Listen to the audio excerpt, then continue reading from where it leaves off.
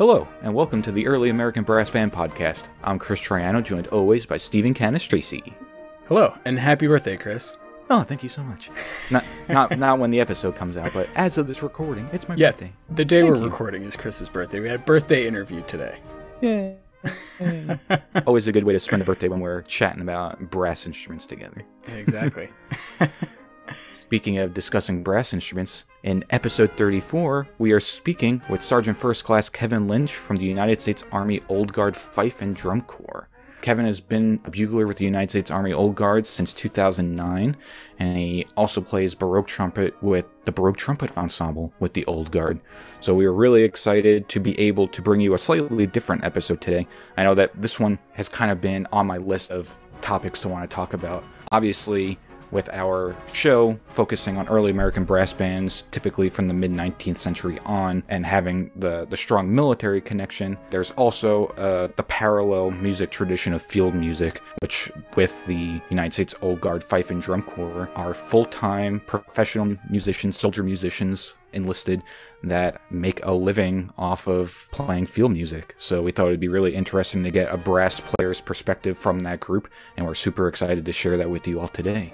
Yeah, like Chris mentioned, and what Kevin mentions in the episode is that the Old Guard is a very unique unit within the Army. So it was great to get his perspective, and experience auditioning for the group and their day-to-day and kind of their history. So we're really happy to have him on. If you like what you're hearing on the show, you can support us on Patreon. You can. We actually just tweaked the tiers on Patreon, so we've got some, the benefits are newly laid out, so you can head on over to Patreon and check that out if that's something you're interested in. You can also subscribe to our YouTube channel. More subscribers helps push the videos out to more people, so that's always helpful. If you like what you're seeing there, you can subscribe.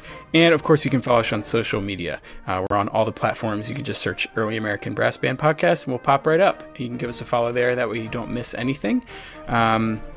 And of course, we got the website too. That's eabbpodcast.com, where you'll find show notes for every episode, along with some resources that Chris and I have put together. So that's all up there on the website. I think that's it. I think that's all the... Yeah, well, especially with the website, the resource selection, a lot of time put into creating some of those things. And as my research for my doctorate comes to an end, and some of that stuff I'm starting to push out into the public, we'll be releasing new resources on the website also. So make sure you're over there checking it out at eabbpodcast.com. Yes, and I do want to say quickly before Chris introduces the episode that all of the compiling of the resources is Chris's work. So that's, if I did anything, it's just laying it out on the webpage. so I definitely want to give... It's a team effort. Yeah. Well, most of the effort has been Chris's. So do check them out. In all seriousness, I mean they're extensive.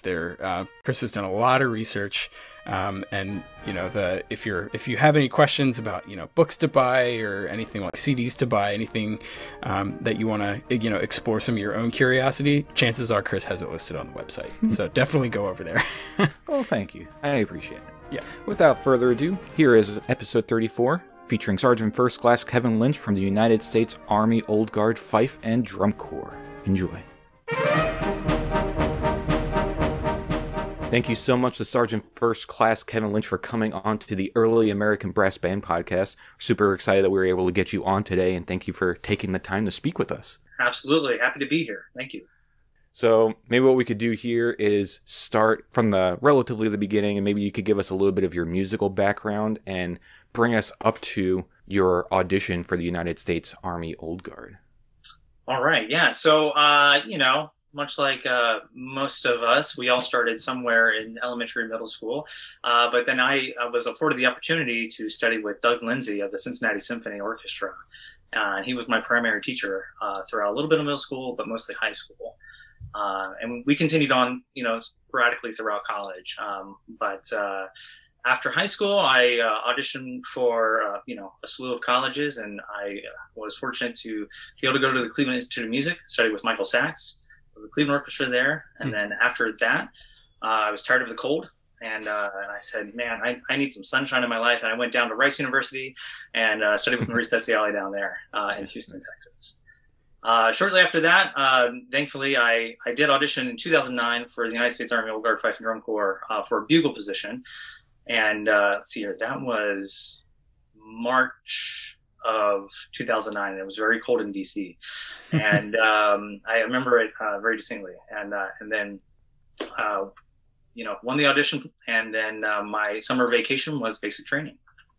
There you go. Yeah, that's awesome. Fun. It sounds like a fun time. So had you been involved with any type of field music or colonial music performance prior to taking that audition? I actually had not. I didn't know a lot about the Corps, only that I met someone at CIM by the name of Kirk Wilkie, and he was there as a conducting student, and he had previously been serving in the Corps, and I just knew a little bit about it because of him. And he was a bugler turned conductor. And other than that, I was a hungry grad student, and I wanted a job, and so I was just in that mode of auditioning for everything that came about. And this was on my list, and it came up, and the rest is history. Yeah. Nice. So Chris and I have taken a few military band auditions, and I'm sure a lot of the people listening have as well. But we'll talk about the history of the Old Guard Fife and Drum Corps a little later. But how did that audition process differ? Or like, what was that audition process like? Because, since the unit itself is a little different than some of the other military bands we're all familiar with, I'm just wondering kind of how the audition was run for you. Yeah, so the unit, it is absolutely unique in what it does. It's the only unit of its kind. It's a military band, but it's not a band. It's a fife and drum corps. Mm-hmm. And so we are the only unit that is solely dedicated to preserving field music for our nation and the military. And, West Point, they do have a field music group, but that is one group as part of a larger band. that is all we do is field music.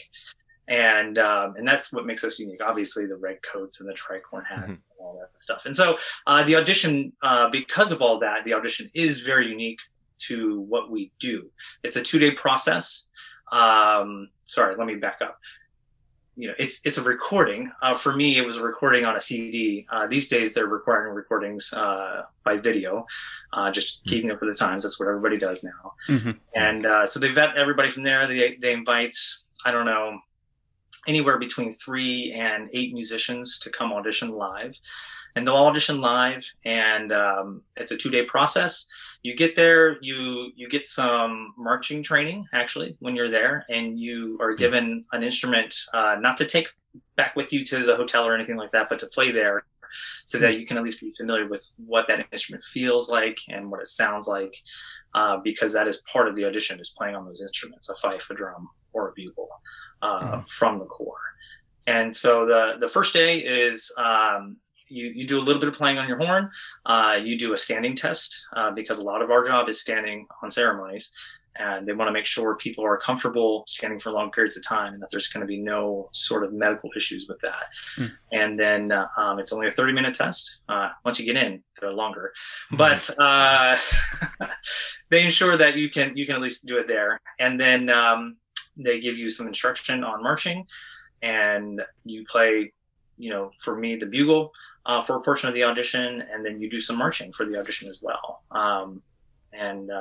So they also have you observe what the Corps does, so you know exactly what it is that you're getting yourself into, mm-hmm. so to speak. Not in a bad way, just, hey, this is a field music group. We do march, we do these shows, and this is what we wear for our uniform. It's very informative, actually. So for that observation period, did they stage like a rehearsal for you, or do you like go out with them or something? So that's a really good question. The observation, they usually try to time auditions around ceremonies. And that first day, the observation day, will be around a Department of the Army retirement ceremony. It's one of our regular ceremonies that we do every month. And they get to go watch them live in Comedy Hall on Fort Myer, doing everything that we do for that ceremony. Interesting. Very cool. And then you had said that you hadn't really been engaged with field music prior to actually landing the gig. other than, hey, can I play reveille or something like that? As a trumpet player, we all dabble in bugle calls and stuff like that. I played taps a number of times at some funerals throughout college and high school. But other than that, no, I had zero experience in field music. Kind of our tagline, we say brass bands from 1835 to present. And that's kind of what we talk about. So we usually live in the 19th century and brass music from then on. And obviously with that, there's a large component of the Civil War kind of involved in that time period, kind of right smack in the middle of the 19th century. So usually parallel to the brass bands, obviously we have the field music element also being more kind of grounded in 18th century field music practice. Can you maybe give us a little bit of background on first just field music and the role of the bugle in field music, and then maybe from there we can talk about the Old Guard Fife and Drum Corps today? So field music in militaries, musicians in militaries have been around since there have been armies. So the dawn of man, right? There have been musicians, beating things that were drums or using conch shells to hail calls to get troops to move and to either move from A to B or to move forward, move back. Musicians have always been there to aid the commanders of the units they were commanding to do that troop movement. In the United States, a lot of our traditions then come from European traditions, understandably so. We were a European colony at that time. And so unfortunately not a lot exists for revolutionary era musicians as far as manuscripts. There are some, but not a lot. When it comes to, say, bugling or trumpeting, then there's really nothing, to be honest. There's some fife and drum stuff, but not a lot of trumpeting stuff. So we have to just kind of infer, well, hey, they were doing this over here, and so we were probably doing that here in the States as well. Gotcha. There are many accounts of trumpeters on the muster rolls for the American military then. But the brass players don't really, they're not seen as integral as a part as our fifers and drummers, because of some of those paintings that were done in the 19th century. You got the fifer, with the bandage on his head and stuff like that, the kid next to him. You don't see the trumpeter on the horseback, there's no paintings of that. So there were fewer in the American military, the trumpeters, but they were there. We do know that, and they were integral to the operations that were going on then. Yeah, interesting. So then, kind of taking that role of field music and what trumpeters were doing back then, maybe we can now talk about when, how, why, all the good questions about the Fife and Drum Corps with the Old Guard today. The history of the Fife and Drum Corps, we were created in 1960 as a field music group for the 3rd Infantry Regiment, the Old Guard. We were actually trained by a couple people in the United States Army band, Pershing Zone, and it was literally infantrymen who were being taught how to play the fife, the drum, and the bugle. And so you imagine these kids, some of them probably had a little bit of musical background, like, hey, I played in middle school or high school, but they did not come in the military to be musicians. Yeah. And so that was the Fife and Drum Corps for a while. And we'll get into that later. But the why did they want this? They wanted a musical unit to help the troops with their marching. And so they came up, the Old Guard's role is to sort of reach back and also look forward and be that representation of the Army, the ceremonial unit, the face of the Army. And so we have to represent all of history of the Army. And, we have the Continental Color Guard, the Commanders in Chief Guard that all wear colonials. And so they wanted a Fife and Drum Corps that would look back to what military music was then. It initially was going to be just fifes and drums. But there was a general, the general at the time, I can't remember his name off the top of my head. He wanted bugles incorporated as well. Luckily for you, right? Luckily for all the buglers ever in the Fife and Drum Corps. And so were there buglers in the Revolution? That's always, a question we get. And the answer is not the way in which we think about it today as buglers. There were bugle horns, right? And there were trumpeters, but there were not bugles. That didn't really take foot until, say, around the War of 1812. So there were some bugle horns and trumpeters, but not the bugles that we think of today, the small, tightly wrapped things. And so, yeah, that's the why the Fife and Drum Corps exists. And so did the role of the trumpeters function essentially the same way as buglers then at the time, even though it was a different instrument? Or they did, yeah. They were usually with the dragoon units, the cavalry of the time, and they used trumpets. Why? Because they could ride horseback, like our buglers did later on in, say, the Civil War. And the trumpet evolved, right, over time, and it was probably a shorter trumpet, than what we think of today as like a Baroque trumpet. And so they used those shorter ones, and they would just sometimes sling it across their back and ride the horse, and then they would bring it up and play it. There are some paintings of that, not much in American lore, but we can reference some bit of that. Cool. And then can you also maybe give a little bit of background to the Old Guard itself? Do you happen to know the history of that unit and maybe how soldiers are become enlisted in the Old Guard? So the history of the Old Guard, the Old Guard's lineage actually dates back to the Revolution. It was actually the first legion or first regiment at the time, and it harkens back to 1784. And why it's called the 3rd Infantry is because there was a period of time that they reorganized the army, and they were given those number designations based on who was commanding and their time in service and their rank, and that just happened to be that person happened to be third in line, and that's why we ended up with the 3rd Infantry Regiment. So we are the oldest serving active duty infantry regiment in the United States Army, with the lineage going all the way back to the Revolution. Is that something that people need to request to become a part of, or are they randomly assigned to become members of the Old Guard or the infantry unit? The answer to that is yes. So some people do get randomly assigned, not musicians. The infantrymen and women, when they're going through their basic training or OSA one station unit training, primarily down at Benning, a lot of them will get approached by recruiters. You have to be a certain height to be in the Old Guard, and so they will be enticed to come to the Old Guard. It is a prestigious thing.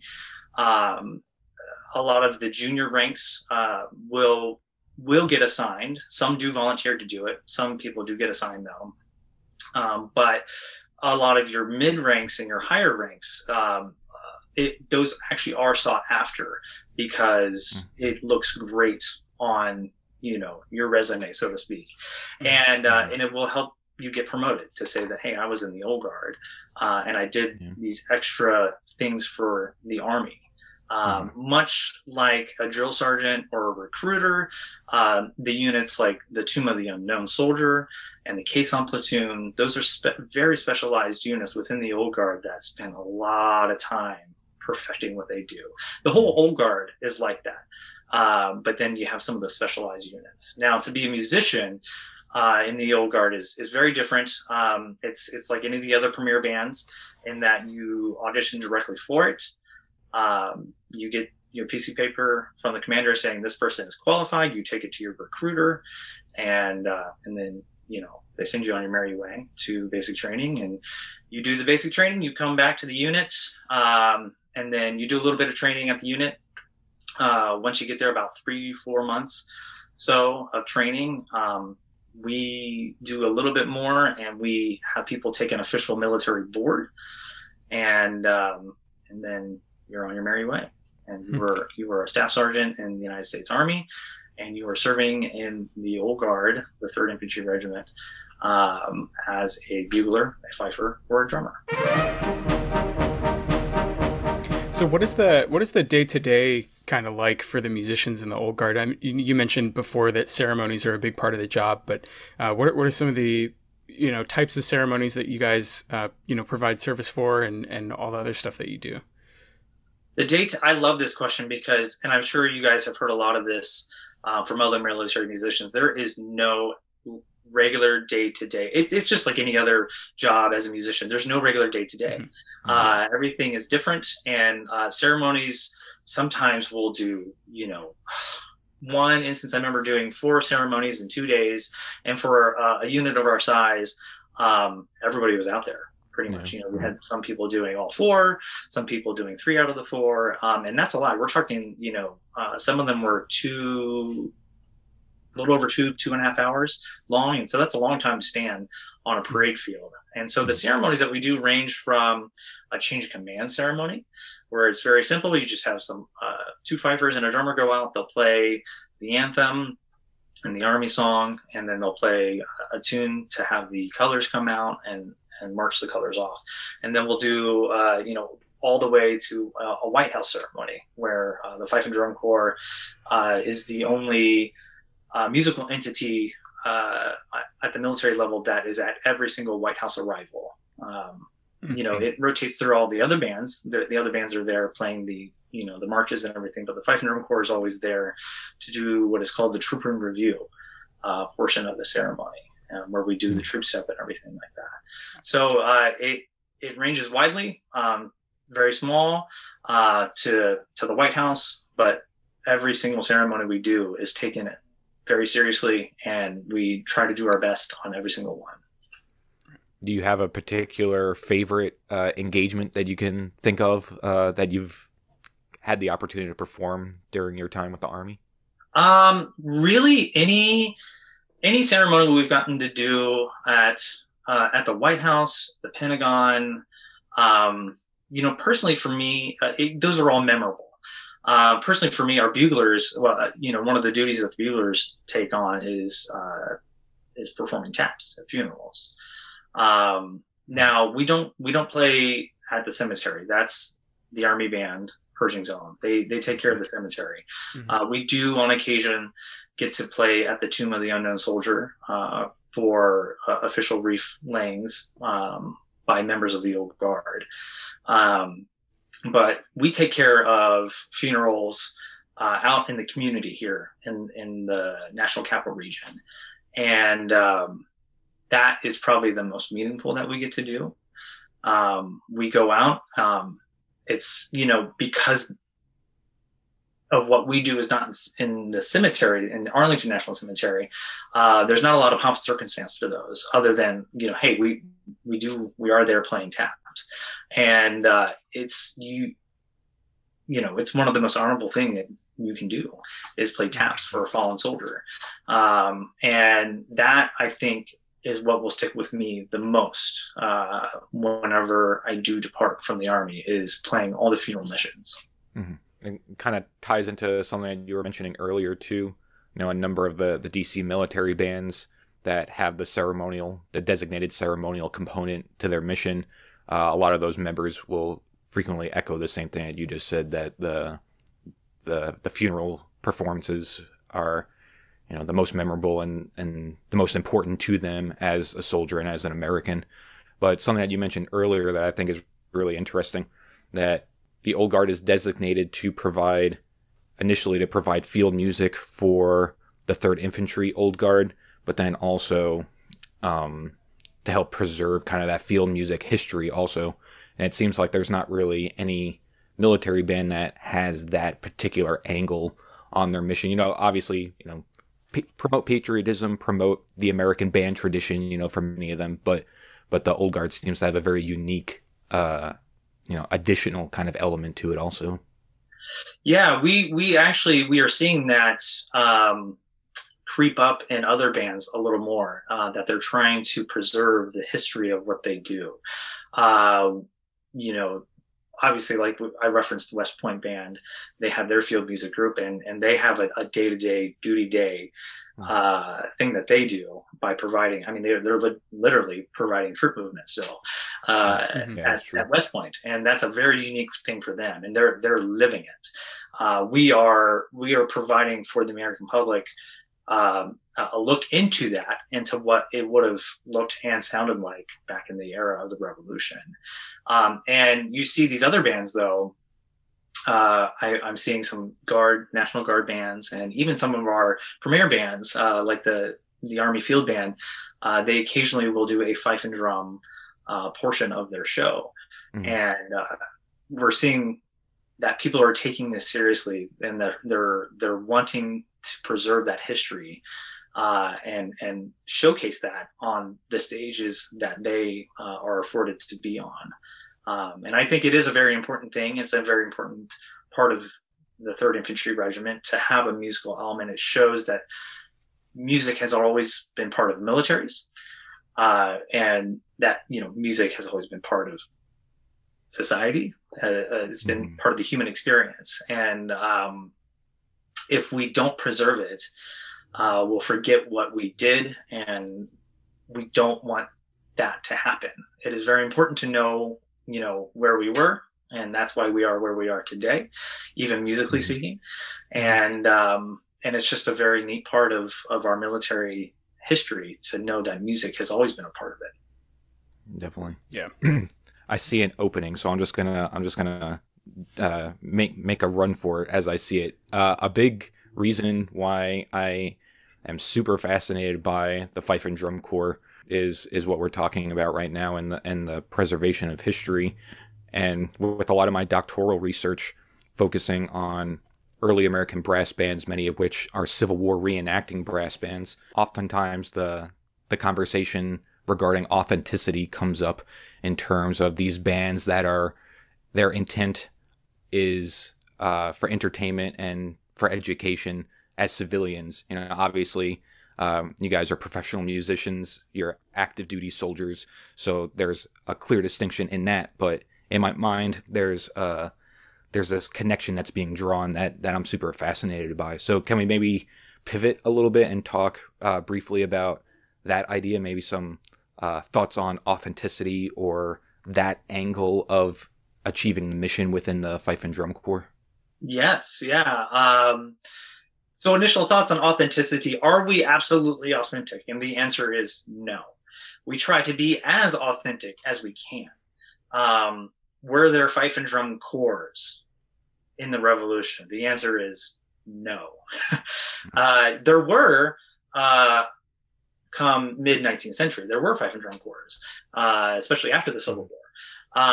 But largely, there were groups of musicians as part of a regiment, and they were assigned to a company or a battalion within that regiment, and you would be that commander's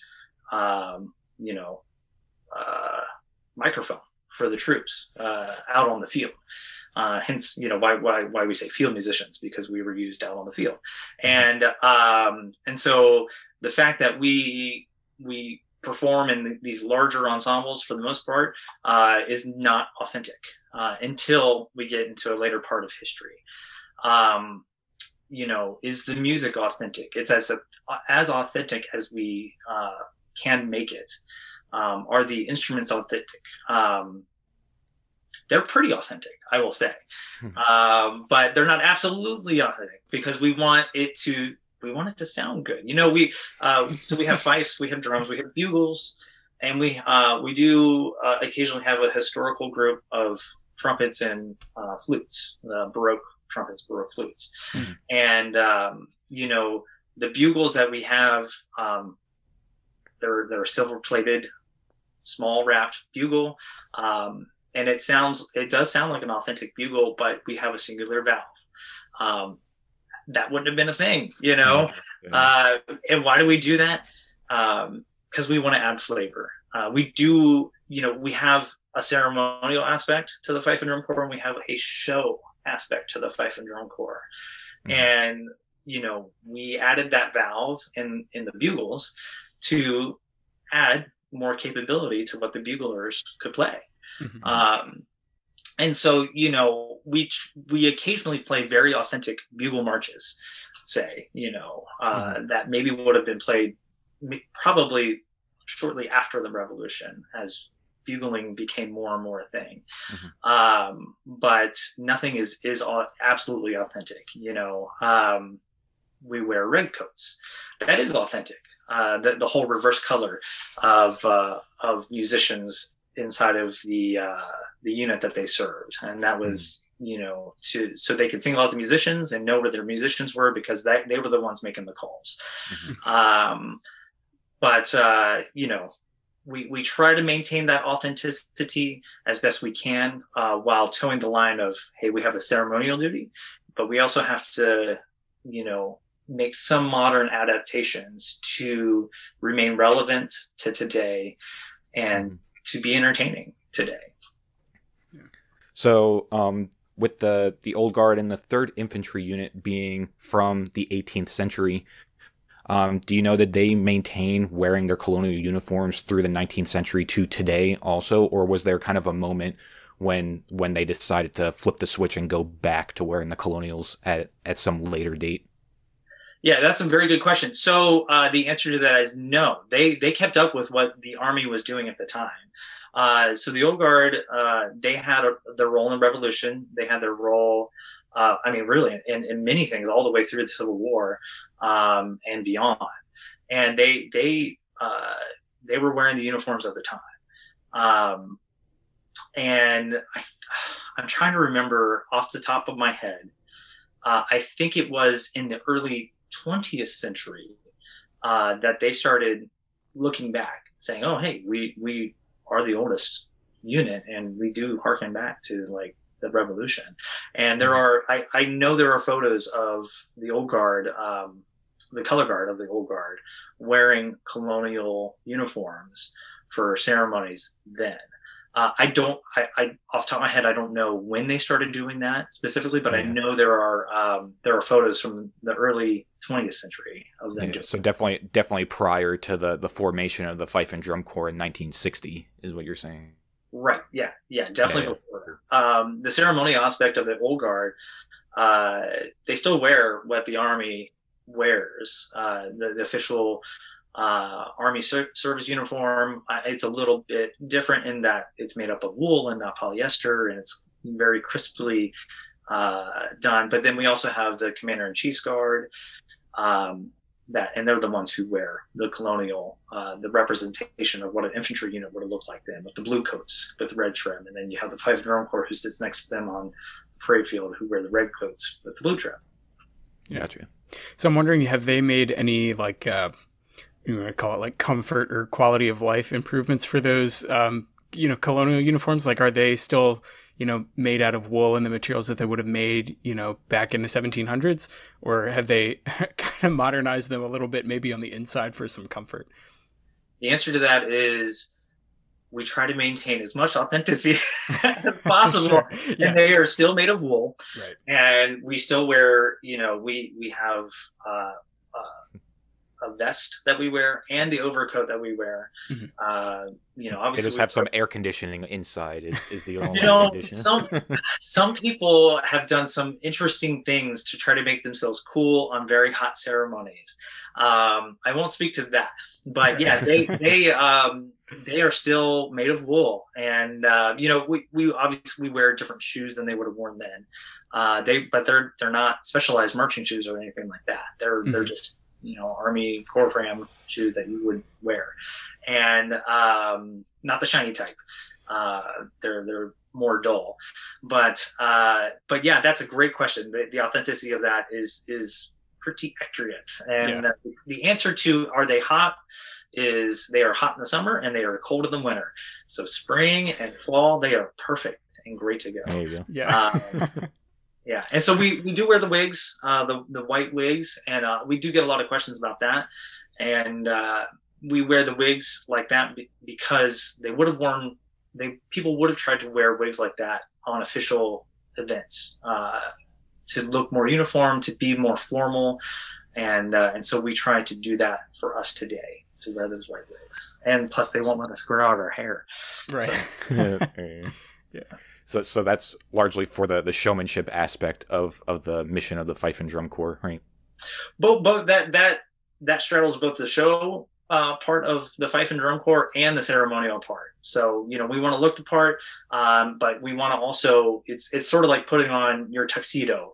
You know, we're going to put on our white wigs so that we know that we're doing a big ceremony here. And like I said, every ceremony that we do is a big deal. And so we want to make sure that we're looking our best for the Army for the ceremonies. Yeah, definitely. Do you know, I mean, it's with the utmost respect within the Corps. Do members of the Fife and Drum Corps see the uniform, the colonial uniform, as obviously it's a official issue uniform? Does anybody ever kind of think of it as more of a costume in a way? We get that question all the time, and no, everybody they do see it as a uniform. It doesn't, you know, I'm trying to think if I've ever, and I'm trying to be very accurate and true in what I'm saying. Have I ever felt like it was, yeah, you know, are there times that I feel like it feels like a costume? Probably at times, but no, I mean, really, by and large, it's because of what we're doing when we're wearing that.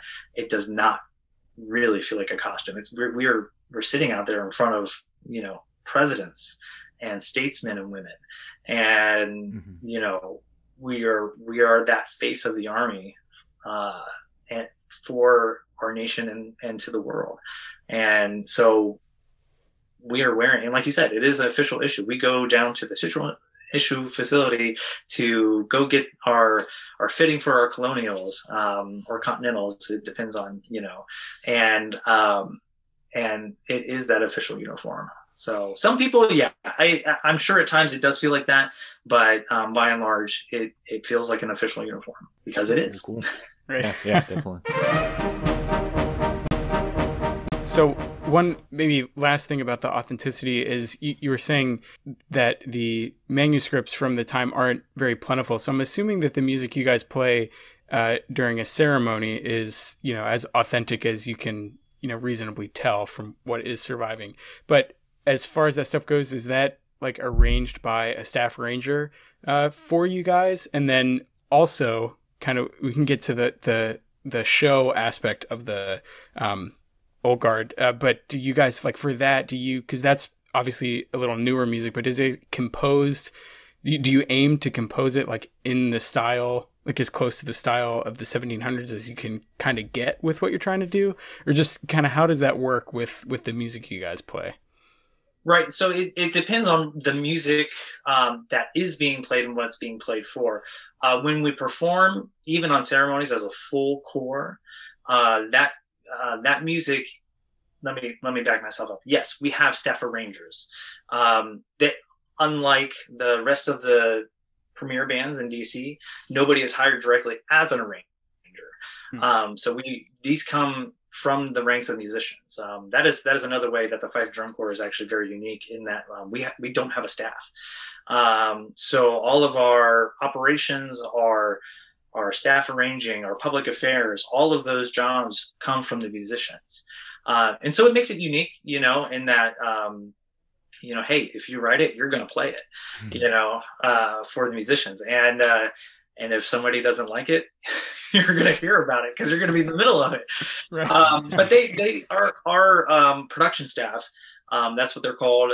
They take great care to try to remain authentic while also towing that line of being, you know, remaining interesting really for the listener.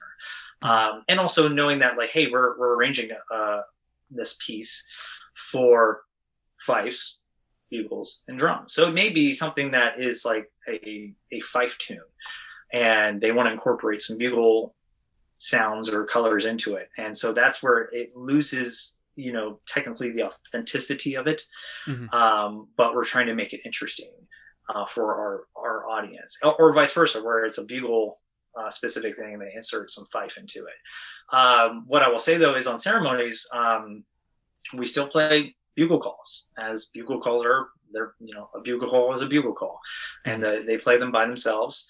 And I tell you, there's nothing more interesting than playing either the NCO call or first sergeant's call with 8 buglers all at once, and it's pretty powerful, and it's great when we do great on it, and which is often. And all of our commands are silent. We don't have nobody's turning around and actually conducting us. That would be very easy. We have a drum major who just something like that, they're just giving 2 pumps and coming down, and we all have to come in together. So on with 8 people, that's pretty tricky. But and same, I'm sorry, on the Fife side of things, our Fifes are used, and our drummers are used still for troop movement in the sense of the colors and stuff like that. So when they do that, they use very authentic Fife tunes for that as well, and drum cadences and whatnot. And so we, again, we try to remain authentic, and the arrangers, they do a good job of being very diligent. And so it goes the same with shows. You kind of have to toe that line of, how do we keep it interesting for our audiences while also preserving, right? That is our job, is to preserve. And so you kind of have to do both, of, hey, we're going to bend a little bit here, but we're going to keep it pretty true here. Each group usually in our shows has a feature, a Fife feature, a bugle feature, and a drum feature. And obviously with the bugles, we talked about that, they have their 1 valve. And so that makes it not authentic, but it keeps it interesting. The Fifes, they'll get pretty notey, but this was also the job of a military musician, was to sometimes provide entertainment. And then obviously with our drummers, we love our drummers. They do such a fantastic job, and they're very interesting and very good at what they do. But a lot of what they do sometimes looks like, 1960s drum corps drumming, and they've got the head movements and all that. And it's great. And I'm not saying that they should not do that. But that is where it loses some of its authenticity as far as being, is this Revolutionary War era music? Not all the time, but we try to maintain the spirit of it, though. Right. And does the group ever play like Sousa marches or anything like that? No, not usually. Sometimes I will say we have educational shows that, sometimes we'll break out a trumpet, like a regular B-flat trumpet, and a piccolo, and we'll do some demonstrations on that, and we'll play, some band stuff, literature with that. But as a Fife and drum corps, no, we don't go into to that realm. Gotcha. For sure. Yeah, nice. What key are your guys' horns in that you're playing with the Fife and drum corps? So the bugles are in B flat. So it feels like playing a 1 valve B flat, almost like cornet, because it's you got the shortness of the bugle and everything. Now the trumpets, the Baroque trumpets, they're keyed in Baroque pitch, and so we play in 4/15, and we try to maintain the authenticity with that. The timpani, actually, we started out playing with skinheads, and that just, we couldn't do it because of the temperature changes and traveling, all that stuff. It just wouldn't work. So we had to go to what we use today with that. But the Baroque flutes, those instruments are pretty authentic, except with the trumpets, they are vented, obviously. Though we would use a natural trumpet on occasion for those trumpet calls when we would do that. That is a fairly authentic group, and as far as the music goes, we would sometimes have some arrangements for trumpet, flute, and timpani that in the same sense of the Fife and drum corps at large with the Fife drum and bugle, we kind of okay, well, this is a piece that had a lot of trumpet in it, and we're going to have the flutes play what the strings were playing then, type of thing. So that, we just try to fill the gaps where we don't have the instrumentation. Right. Does the valve for you guys, is that a half-step valve, or is that a whole step? It's a whole, it's just that first valve on a B-flat trumpet. So, you're that whole series. And so it is nice in the sense that, when you're auditioning, it it's a little wonky for the intonation. The corps at large, we play at 442 for the fifes to match the fifes. So for somebody who's coming in playing 440 all the way through college, playing just a little bit sharper kind of messes with you a little bit in the audition. But it's nice because it's still in B flat. Now, I'm wondering, I kind of have a personal question, but has kind of the historical nature of, the job, has that like sparked any historical music like interest outside of like the corps for you? Like, do you do like Baroque trumpet stuff outside of work, I guess, or no, that's has it led to anything? On occasion. So there are 4 Baroque trumpeters in the corps who we used to have a group that did it as their primary duty, and I was part of that. It's no longer a primary duty. It is sometimes used, not as much as it used to be, but we have all done things on the outside and played with professional groups. Staff Sergeant Monroe, she's somebody who plays a lot in the DC area, and she's traveled a bit with some Baroque groups. Staff Sergeant Bill Skiba, he's done a lot as well. And then I've been able to play with some groups on the outside as well. So yeah, it's something that I've been very thankful to have. I remember at CIM, there was a Baroque trumpet in the corner of the trumpet studio, and CIM is part of Case Western. And they have a great early music program there. And I remember thinking then, like, we even had a master class for Baroque trumpet my freshman year of college. It was a Saturday morning, and I just thought, this is why am I doing this? I'm never going to do this. And lo and behold, I ended up playing Baroque trumpet for the Army. And actually that same person who was giving that master class, we ended up taking some lessons with him when the Baroque trumpet group became a primary duty. Nice. So I got to share that with that individual, and it was very, a very comical moment. Hey, I fell asleep in your master class as a freshman in college, but I'm really going to pay attention now because I really want to do this. And so it has become a love of mine, the Baroque style and Baroque music in general. And obviously playing the bugle as well has been a fantastic thing to do additionally to that. So when the Baroque trumpet ensemble, when that was a primary duty ensemble, I guess it would be that, and like the Army brass quintet would be like the 2 chamber music, full-time chamber music opportunities for trumpet players in DC, right?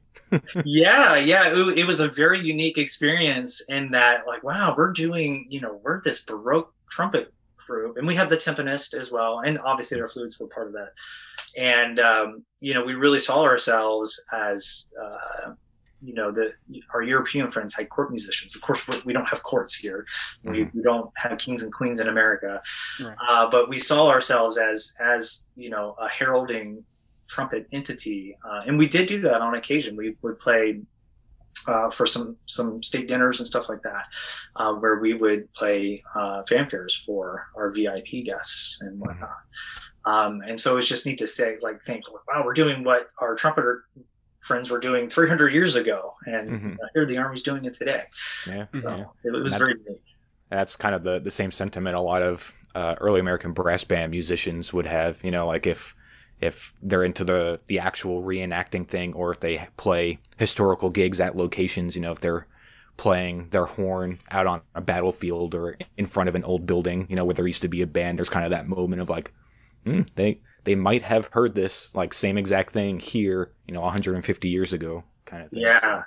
That's such a neat experience, isn't it? To be out there, and wow, it's very cool. Yeah. Great. Well, Kevin, this has been a fantastic conversation. Where's a good place to point people to if they're curious about, finding out more about the Army Old Guard Fife and Drum Corps and all the stuff that you guys do? So you can go to our website. It's fifeanddrum.army.mil. And we're all over social media. If you just look up, Army Fife and Drum on Facebook, Instagram, YouTube, you will find our page. Yeah, great. We'll have all that stuff linked up on our website in the show notes. That way, if you don't find it by searching, you can go on our website and click the link there for anyone listening. So it'll all be up on our website too. Cool. Well, thank you so much, sir, for coming on to the Early American Brass Band podcast. We really appreciate your time and your expertise and your knowledge of all things bugle, colonial, brass, everything we talked about. We really appreciate it. Thank you so much. Thanks for having me. It's been wonderful. Really appreciate it. Thank you again so much to Sergeant First Class Kevin Lynch for coming on to the show. Like we said, it was really awesome getting to hear the field music side of things and getting to hear from a soldier musician who's making a living off of this type of music today. So it's a very unique position, very unique job, and we're super excited that we got to talk to him about it today. So thank you. Yes, we definitely can't thank him enough for taking the time out of his Saturday when we're recording this to come and talk to us for an hour and a half, 2 hours. So we're very grateful for his insight and experience. If you like what you're hearing, you can support us on Patreon. And we also have a Teespring store that I forgot to mention at the top of the episode. So you can head on over there and pick up some stuff. We're also on YouTube. Subscribing helps grow the channel, obviously. And you can give us a like, follow, whatever platform specific term you want to use on social media. We're on all of them. So there we go. I quickly ran through it because I spent a lot of time at the top. So you can go ahead and follow us there, so you don't miss anything that we put out. Our featured album for this episode is actually the United States Army Old Guard Fife and Drum Corps. They have a few albums on their website that you can actually download, which is great. You don't have to purchase them. They're there for download. The one we picked for this episode is their 50th anniversary album, recorded in 2010. And it has some music from recent and past shows, including their Spirit of America show. And the reason we picked it is because it includes selections from the historical trumpets and historical flutes, the two smaller subsets that Kevin mentioned in the episode. So there's some listening examples, if you will, on that album. So we'll have that linked in the show notes. You can, like I said, you can go ahead and just download it right from their website, which is great. Get some free music. So we hope that you'll check that out. Always good. Yeah. Thank you so much for tuning into the Early American Brass Band podcast, and we'll see you next time.